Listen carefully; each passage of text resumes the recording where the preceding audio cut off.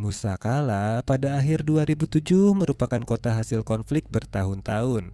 Jalan-jalannya menunjukkan tanda-tanda pertempuran berulang, bangunan yang rusak, lubang-lubang akibat ledakan, dan pos pemeriksaan yang dijaga oleh tentara Afghanistan. Orang-orang yang tinggal di sana menghadapi ketidakpastian setiap hari, terjebak di antara pemberontak Taliban dan pasukan koalisi yang berusaha membangun kendali. Pentingnya kota itu melampaui ukurannya. Terletak di Provinsi Helmand, Musa Qala menguasai jalur-jalur utama di salah satu wilayah paling rawan di Afghanistan bagi pasukan NATO dan pemerintah Afghanistan. Menguasai kota ini sangat penting untuk mengganggu operasi pemberontak dan mengamankan wilayah yang lebih luas. Bagi Taliban, kota ini adalah simbol perlawanan dan markas untuk menunjukkan kekuatan mereka serta mengendalikan kerajaan opium yang terus berkembang. Kedua belah pihak memahami bahwa penguasaan Musa Qala akan mempengaruhi tidak hanya operasi militer tetapi juga pemerintahan lokal, keamanan, dan masa depan komunitas di sekitarnya. Situasinya sangat tegang, dengan ketenangan yang tidak nyaman menutupi kemungkinan terjadinya kekerasan baru dalam beberapa hari mendatang. Serangan besar akan diluncurkan untuk merebut kembali kota dari Taliban. Pertempuran ini akan menguji kemampuan pasukan Afghanistan dan pasukan koalisi, sekaligus menyoroti tantangan yang lebih luas dari perang di Afghanistan Selatan. Musa Qala bukan sekadar tempat lain di peta Afghanistan, melainkan merupakan titik fokus dalam konflik yang ditandai oleh politik yang rumit, aliansi yang berubah-ubah, dan perebutan pengaruh di wilayah yang terjebak di antara kekuatan-kekuatan yang saling bersaing. Selamat datang di Wars of the World.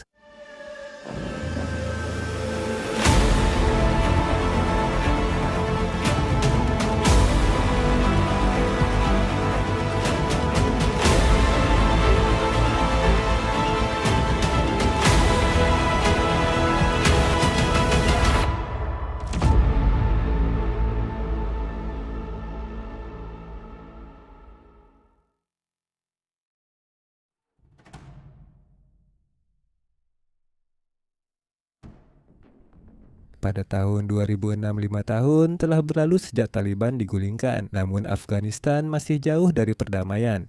Misi International Security Assistance Force yang dipimpin NATO, pasukan bantuan keamanan internasional, telah memasuki tahap pentingnya. 3. Memperluas ke selatan pada Juli 2006 untuk mencakup Helmand, Kandahar, Uruzgan, dan 3 provinsi lainnya. Tujuannya memperluas kendali pemerintah dan membangun kembali infrastruktur, namun aliansi kekurangan pasukan untuk kampanye berkelanjutan. Pasukan International Security Assistance Force meningkat 2 kali lipat dari sekitar 10.000 menjadi lebih dari 20.000, namun tetap merasa kewalahan di desa-desa Helmand yang dipenuhi debu. Dalam kerangka ini, Inggris mengerahkan pasukan tugas Helmand pada musim panas 2006 yang berpusat pada Brigade Serbu Udara ke-16 dengan sekitar 3.300 tentara. Rencana awal menekankan pada rekonstruksi dan pemerintahan, ujar Menteri Pertahanan John Reid suatu ketika. Kutipan, kami akan sangat senang pergi dalam 3 tahun dan tanpa melepaskan satu tembakan pun karena tugas kami adalah melindungi rekonstruksi. Akhir kutipan. Namun faktanya segera berubah. Perlawanan Taliban semakin sengit dengan munculnya strategi rumah peleton yang menempatkan pos-pos kecil yang rentan di pusat-pusat distrik seperti Sangin, Nausat, dan yang paling penting Musa Qala. Musa Qala yang terletak di sepanjang sungai Helmand tidak hanya penting karena lokasinya, tetapi juga menjadi jalur kehidupan bagi industri paling menguntungkan di wilayah itu. Opium. Provinsi Helmand menghasilkan lebih dari setengah opium Afghanistan pada tahun 2008 dengan perkiraan menunjukkan peningkatan sebesar 66% dari produksi nasional. Kota distrik tersebut berfungsi sebagai titik penting, menjadi salah satu pusat utama pengumpulan, pemrosesan, dan distribusi di negara itu, menurut Kantor Perserikatan Bangsa-Bangsa untuk Narkoba dan Kejahatan. Saat pasukan Inggris dan International Security Assistance Force merebut kembali Musa Qala akhir 2007, mereka menemukan laboratorium narkoba aktif dan pasar narkotika terbuka. Aktivitas narkotika ini juga bukan sesuatu yang terpisah. Kegiatan tersebut telah menyatu ke dalam model keuangan Taliban. Di seluruh Helmand, komandan Taliban mencabut larangan lama terhadap opium, lalu memberlakukan pajak atas budidaya dan perdagangannya, secara efektif mendanai pemberontakan mereka dengan uang narkoba, dengan Taliban menawarkan perlindungan. Budidaya opium di Musa Qala dilaporkan melonjak lebih dari 660% antara tahun 2005 dan 2008, mencerminkan baik peluang yang menguntungkan maupun melemahnya kendali pemerintah pusat. Pentingnya Musakala melampaui sekadar narkotika. Namun, di persimpangan antara Lembah Bagran dan Sangin, kota tersebut menguasai jalur perdagangan dan pergerakan yang penting. Bazarnya menarik penduduk desa dari daerah sekitarnya, dan meskipun pusat distrik itu sendiri hanya memiliki beberapa ribu penduduk, lingkup pengaruhnya mencakup puluhan ribu orang. Bagi NATO, menguasai pusat ini berarti menunjukkan kekuatan di wilayah pedesaan luas, penting untuk operasi militer dan legitimasi politik di kedua pihak konflik. Pada tanggal 14 Juni 2006, peleton Pathfinder Inggris yang kekuatannya terbatas, hanya sekitar 25 spesialis pengintai dikirim ke garnisun Musakala. Hampir seketika mereka diserang terus-menerus, terjebak dan hanya bergantung pada pasokan helikopter di bawah tembakan musuh. Helikopter Chinook dan Apache menjadi tamu yang sering datang, seringkali tiba di bawah serangan roket propelled grenade dan senapan mesin untuk mengevakuasi korban atau memperkuat posisi. Jenderal David Richards, Komandan International Security Assistance Force pada saat itu, mencatat situasinya. Kutipan, daerah sekitar pos-pos peleton langsung menjadi wilayah di mana warga sipil biasa yang masih punya akal memilih pergi dan rumahnya hancur. Akhir kutipan, di luar ancaman militer, hubungan dengan para tetua setempat pun tidak harmonis. Otoritas di Helmand sangat bersifat kesukuan dan banyak ketakutan Inggris berpusat pada Gubernur Akhundzada yang kemudian digantikan oleh Daud yang latar belakangnya sebagai insinyur tidak membuat masyarakat akar rumput percaya padanya. Ketegangan-ketegangan ini memperparah bahaya fisik, membuat para tetua suku merasa terasing dan membatasi akses internasional Security Assistance Force terhadap intelijen dan sumber daya. Menjelang akhir musim panas 2006, angka korban menegaskan situasi yang rapuh. Sekitar 31 tentara Inggris telah gugur di Helmand saja hingga bulan September, banyak diantaranya di Musakala dan Sangin. Menghadapi kerugian yang terus meningkat dan garnisun yang terisolasi, para komandan mulai mencari pendekatan yang tidak konvensional. Bisik-bisik tentang negosiasi terbuka dengan para pemimpin suku mulai beredar, mengisyaratkan gencatan senjata lokal sebagai alternatif potensial dari penarikan penuh.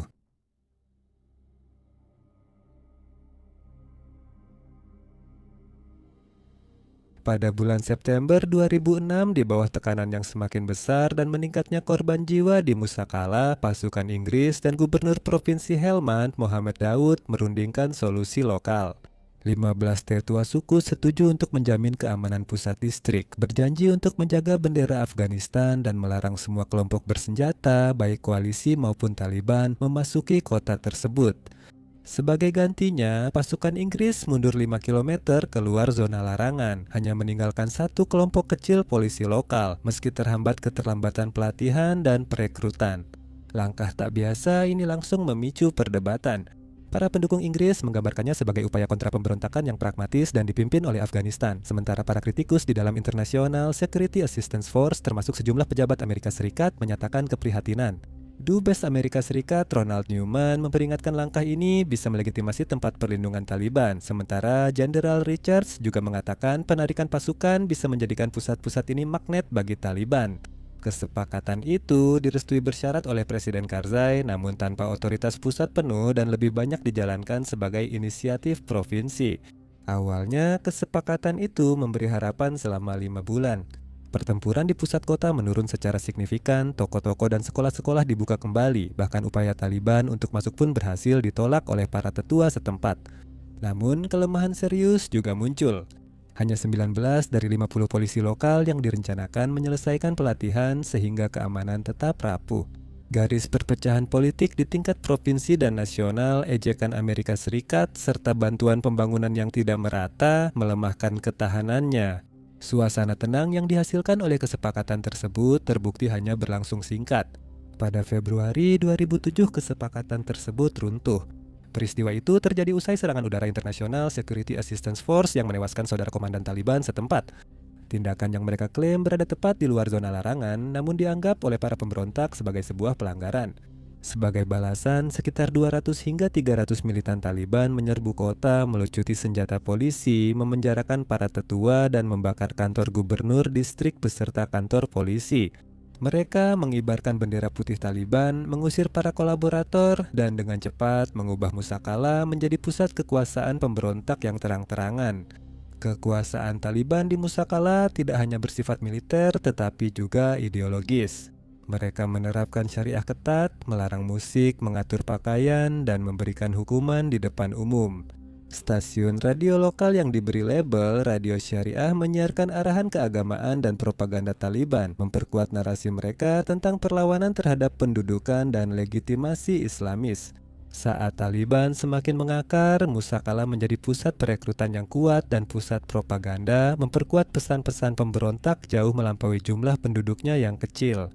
Transformasi Musakala dari pusat distrik yang diperebutkan menjadi benteng kuat Taliban merupakan perubahan yang dramatis. Musakala tidak lagi sekadar menjadi isyarat simbolis atau manuver politik, melainkan berubah menjadi lokasi pemerintahan pemberontak dan keuntungan taktis.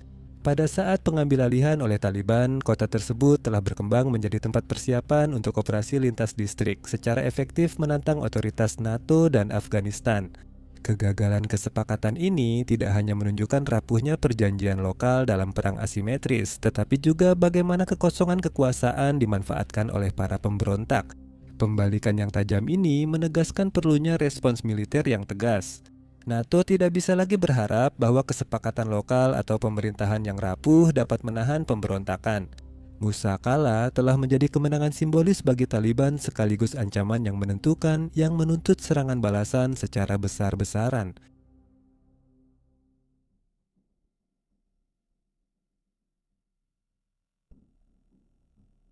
Menjelang akhir November 2007 setelah hampir setahun menjadi benteng yang dikuasai Taliban, Musakala telah menjadi aib politik sekaligus kebutuhan strategis bagi International Security Assistance Force. Pada saat yang sangat krusial inilah operasi Snakebite, yang juga disebut Markarada dalam bahasa Pashto, disetujui oleh para komandan senior sekutu, termasuk Jenderal dan Kay McNeil dari Amerika Serikat. Operasi yang direncanakan di bawah komando Brigade Infanteri ke-52 yang dipimpin Inggris ini menandai perubahan penting. Tentara Nasional Afghanistan atau Angkatan Nasional Afghanistan akan memimpin serangan dengan dukungan pasukan International Security Assistance Force, sebuah upaya internasional untuk menunjukkan kemandirian Afghanistan yang semakin berkembang. Di pusat perencanaan adalah Brigadir Andrew McKay yang mengambil alih komando pada Oktober 2007 dan dengan cepat mengesankan baik pasukannya maupun para pengamat dengan kepemimpinannya yang tidak biasa. Ketika serangan awal disetujui dengan nama Sandi Operasi MA yang berarti ular, dia dikabarkan berjalan hampir 1 mil melewati tanah tak bertuan untuk memimpin langsung dari depan di Bukit Roshan. Didampingi hanya oleh tim kecil, hal ini membuatnya dikenal karena keberanian dan keterlibatan langsungnya. Komandan Angkatan Nasional Afghanistan Jenderal Mohayyadin Gori ditunjuk untuk memimpin serangan darat didukung oleh pasukan khusus Amerika Serikat penasihat dan dukungan Inggris yang menegaskan komitmen koalisi terhadap serangan yang benar-benar dipimpin oleh Afghanistan. Tujuan strategis utamanya jelas, yaitu menegaskan kembali otoritas pemerintah di Musakala dan secara simbolis memperkuat kemampuan Angkatan Nasional Afghanistan sebagai kekuatan tempur.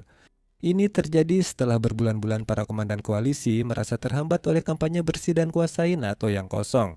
Sering disebut hanya sebagai memangkas rumput, yang akhirnya membuat para pejuang Taliban hanya menunggu waktu. Sebelum muncul kembali, Musakala mewakili demonstrasi prinsip kontra pemberontakan yang lebih terfokus, yaitu menciptakan zona-zona yang jelas, menanamkan kepercayaan pada penduduk lokal, dan menciptakan kehadiran pemerintah yang terlihat.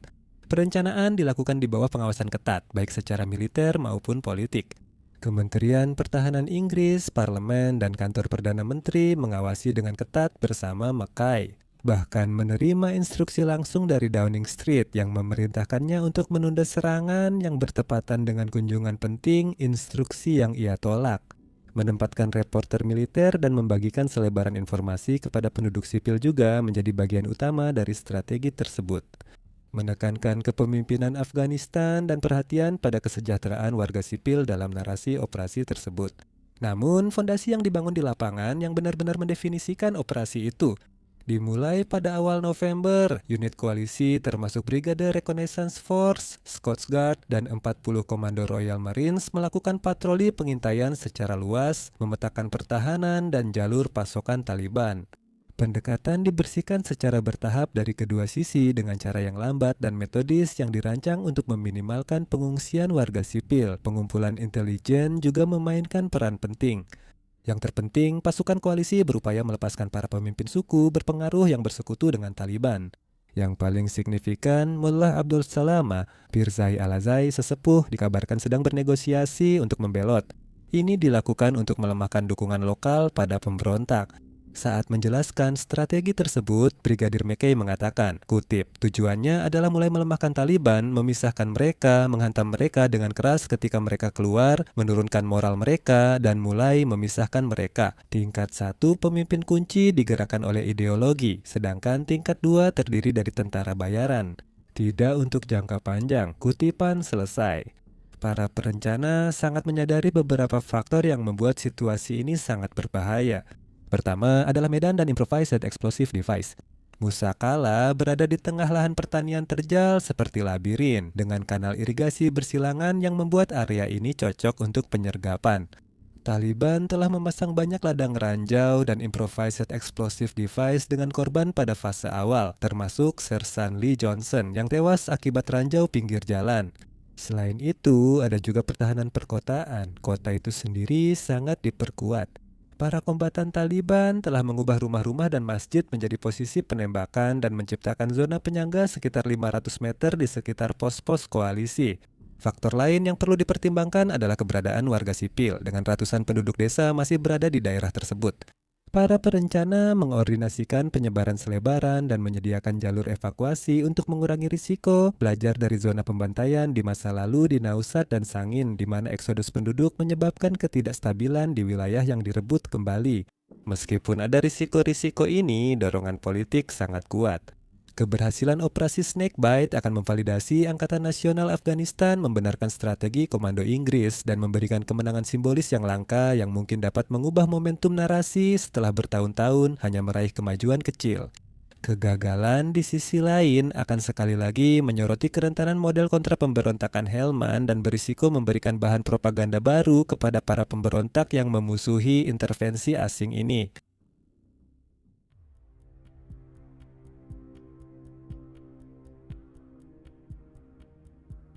Pada tanggal 7 Desember 2007 sekitar pukul 16.00 operasi Snakebite dimulai dengan serangan udara dan darat yang intens.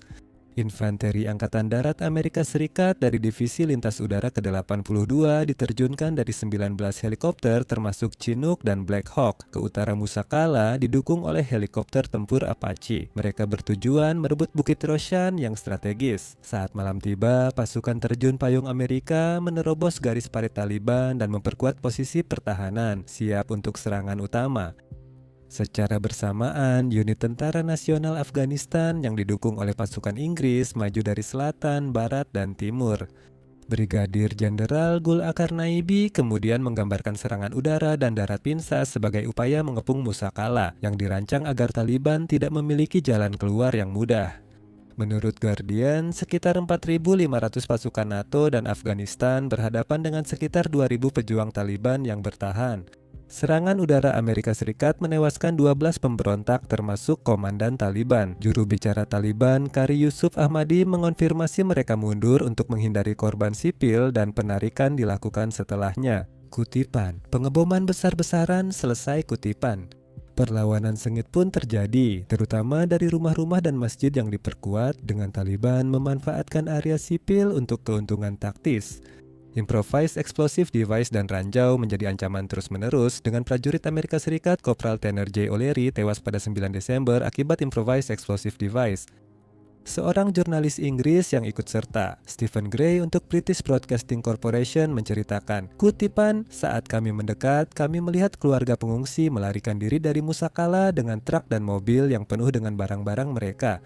Tepat saat dua kendaraan seperti itu dihentikan dan diperiksa untuk senjata tersembunyi, Taliban melepaskan tembakan, membuat kami terjun mencari perlindungan seadanya, dan menandai dimulainya baku tembak yang berlangsung selama beberapa jam.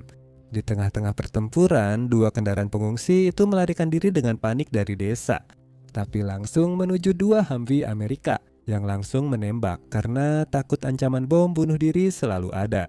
3 warga sipil tewas dan 2 anak-anak serta seorang wanita terluka. Kutipan selesai.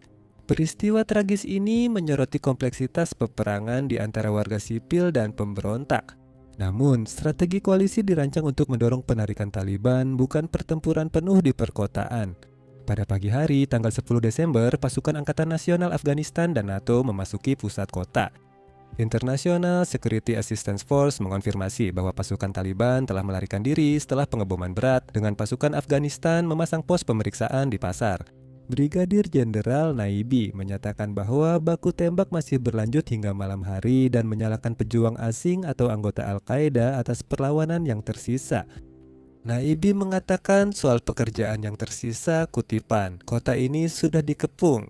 Kami berada sekitar 500 meter dari pasar Musakala di pusat kota. Pengeboman masih terus berlangsung. Wilayahnya luas. Besok kami akan membersihkan jalanan dari ranjau dengan hati-hati," kutipan selesai. Operasi ini sangat berbeda dengan ekspektasi sebelumnya. Komandan koalisi telah bersiap untuk pertempuran sengit dari rumah ke rumah di wilayah perkotaan, tetapi Taliban sebagian besar memilih untuk mundur ke lahan pertanian di sekitarnya. Ini memengaruhi beberapa hasil. Korban dari pihak koalisi relatif terbatas, dengan 1 tentara Inggris dan 1 tentara Amerika tewas akibat insiden improvised explosive device serta beberapa lainnya terluka. Di pihak lain, kerugian Taliban diperkirakan mencapai ratusan yang tewas atau ditangkap, meskipun angka pastinya masih belum dapat diverifikasi. Warga sipil di sini juga menderita. Tetua setempat mengklaim 40 warga sipil tewas, namun juru bicara koalisi menyebutnya disinformasi Taliban. Pada akhirnya, pertempuran di daerah perkotaan tidak seberat yang dikhawatirkan menurut seorang perwira senior Amerika Serikat. Kutipan, pusat kota Musakala tidak mendapat perlawanan yang signifikan, tidak ada barikade yang berarti. Akhir kutipan. Namun, pertempuran di desa-desa pinggiran seperti Karamanda dan Salam Bazar masih berlanjut di luar pusat kota dengan menggunakan senjata ringan, tembakan, dan taktik serang dan lari. Operasi pembersihan terus berlanjut selama beberapa hari berikutnya, didukung oleh kekuatan udara Amerika Serikat dengan menargetkan sisa-sisa kelompok pemberontak Taliban. Pada 11 Desember, NATO resmi mengumumkan penaklukan Musakala. Bendera Afghanistan yang dikibarkan di atas pusat distrik melambangkan kemenangan taktis sekaligus pesan bahwa otoritas negara telah dipulihkan. Namun di balik lapisan kemenangan itu, masih ada pertanyaan yang bertahan tentang dampak terhadap warga sipil, penyebaran Taliban ke daerah-daerah terpencil, dan seberapa lama kendali Angkatan Nasional Afghanistan dapat bertahan.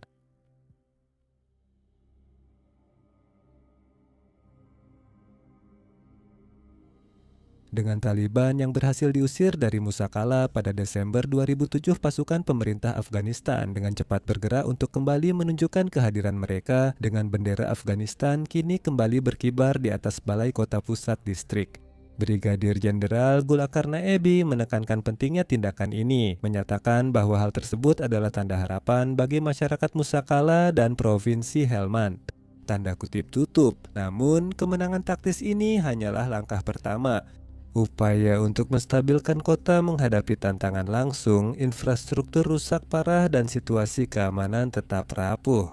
Prajurit Angkatan Nasional Afghanistan dan pasukan koalisi bekerja untuk membersihkan ranjau dan sisa-sisa bahan peledak yang belum meledak, sementara para insinyur mulai memperbaiki jalan dan memulihkan pasokan air. Membangun pemerintahan lokal yang fungsional terbukti lebih sulit. Namun, banyak pemimpin suku yang waspada setelah pengkhianatan sebelumnya dan kekerasan yang terus berlangsung, ragu-ragu untuk bekerja sama sepenuhnya dengan otoritas Afghanistan atau pasukan NATO. Meskipun NATO berhasil secara militer, gambaran strategis yang lebih luas tetap ambigu. Penarikan taktis Taliban selama pertempuran berarti mereka tidak dikalahkan secara mutlak. Sebaliknya, mereka mundur ke desa-desa sekitar dan pedesaan menjaga kemampuan untuk berkumpul kembali. Selama beberapa bulan berikutnya, pengaruh pemberontak secara bertahap kembali melalui intimidasi, perekrutan, dan pemanfaatan keluhan lokal. Perdagangan opium yang sangat penting bagi ekonomi lokal dan pendanaan Taliban sebagian besar tetap utuh, sehingga melemahkan upaya pemerintah untuk menstabilkan wilayah tersebut. Para komandan Inggris menyatakan optimisme hati-hati dengan Brigadir Andrew Mackay yang merencanakan operasi Snakebite, memperingatkan bahwa pertempuran untuk Musakala masih belum selesai. Kutipan, kota ini sudah kami rebut, namun tantangan utama adalah memenangkan hati dan pikiran rakyat. Tanpa itu, keberhasilan militer tidak berarti banyak. Akhir kutipan. Pejabat Afghanistan menggemakan sentimen ini, mengakui dinamika suku yang mengakar dan faktor ekonomi yang memicu konflik. Seorang tetua setempat mengamati, kutipan, pemerintah datang dan pergi, tetapi orang-orang di sini menginginkan perdamaian dan penghormatan terhadap tradisi kami. Tanpa itu, siklus kekerasan akan terus berlanjut. Akhir kutipan. Pada akhirnya, kisah Musa Kala merangkum konflik Afghanistan yang lebih luas, sebuah keberhasilan militer yang diraih dengan susah payah namun dibayangi oleh pemerintahan yang rapuh, pemberontakan yang terus berlangsung, dan tantangan yang terus-menerus dalam mengatasi akar penyebab ketidakstabilan. Pertempuran itu merupakan babak penting, namun jauh dari kata akhir dalam perjuangan panjang Helmand dan konflik yang masih berlangsung di Afghanistan.